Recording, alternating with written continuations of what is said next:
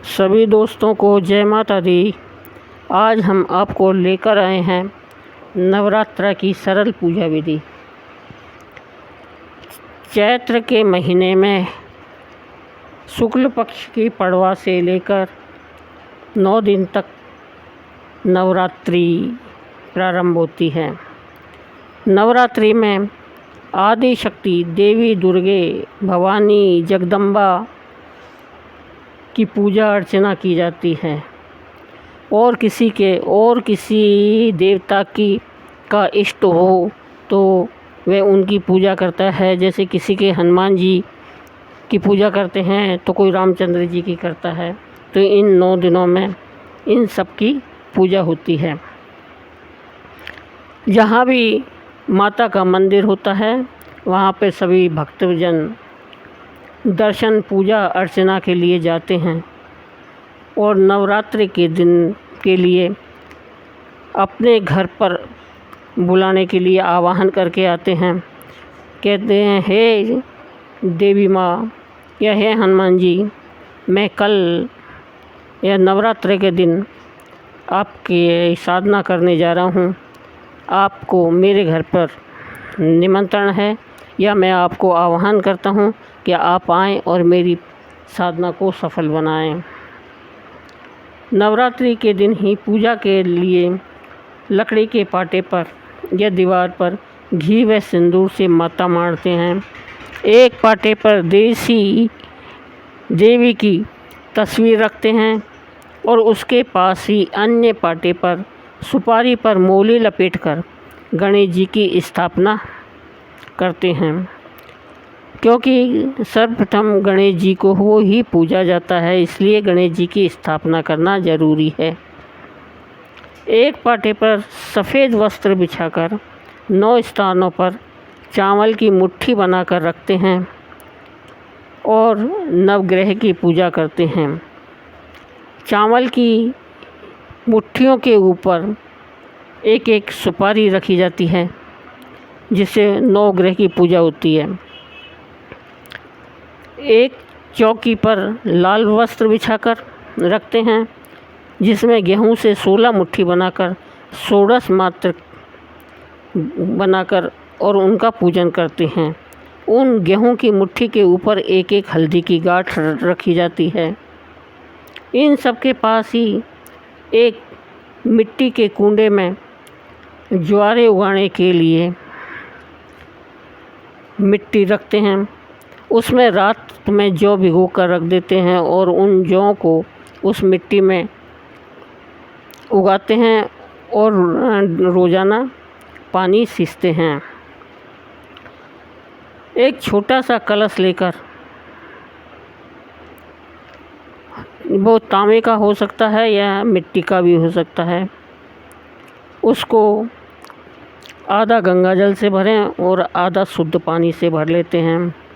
उसके ऊपर स्वास्तिक बना देते हैं और कलश के अंदर 2 इलायची, 2 लौंग, 1 सुपारी, 1 हल्दी की गांठ, 1 रुपया डाल देते हैं। कलश के चारों ओर आम के पत्ते लगाकर बीच में श्रीफल रखते हैं। श्रीफल को पहले लाल कपड़े में लपेटकर और मोली से बांध देते हैं और उसके साथ ही दक्षिणा भी बांध देते हैं। इन सभी की 9 दिन तक पूजा करते हैं। पूजा से पहले माता जी के दाईं ओर एक चावल की ढेरी बनाकर उस पर कलश की स्थापना करें और उस कलश का रोजीना पूजन करना चाहिए। इन सब के बाद में संकल्प लेना चाहिए।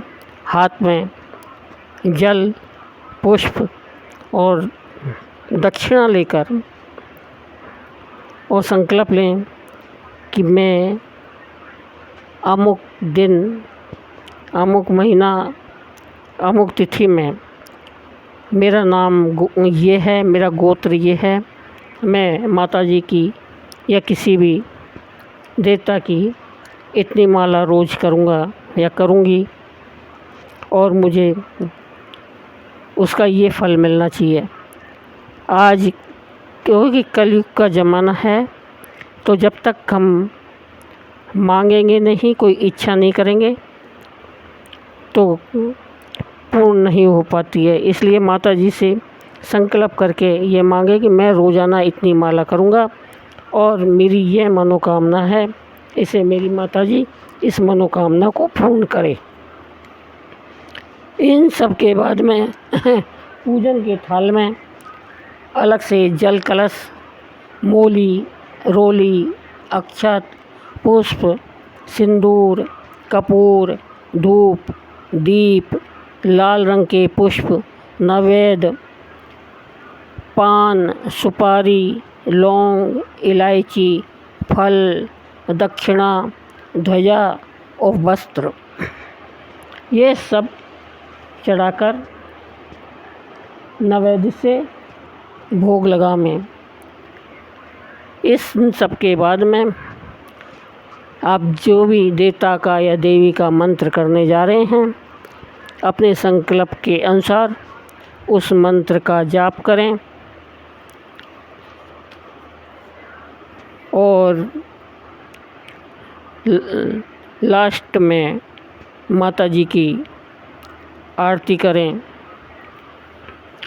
और गोबर के कंडे को जलाकर उसमें घी की धूप डालकर ज्योत जलावें। उसी में माता जी का या कोई भी देवता का है जिसका आप मंत्र कर रहे हैं, जाप कर रहे हैं, साधना कर रहे हैं, उनका भोग लगावें और श्री दुर्गे माता जी को चुंदड़ी उड़ावें एवं प्रतिदिन मंत्र करने के बाद में माला करते हैं तो माला, मंत्र करते हैं तो मंत्र, जो भी करते हैं, और फिर आरती करें। दुर्गे मैया का रोज़ाना पाठ करें, मैया का व्रत करें, सुबह फलाहार ले सकते हैं, एक टाइम भोजन करें और 9 दिन के बाद में ब्राह्मण को या कुंवारी कन्या को भोजन करावें और उस दिन भी व्रत करें। इस तरह से यह है नवरात्रा की पूरी सरल विधि हमने आपको बताई है।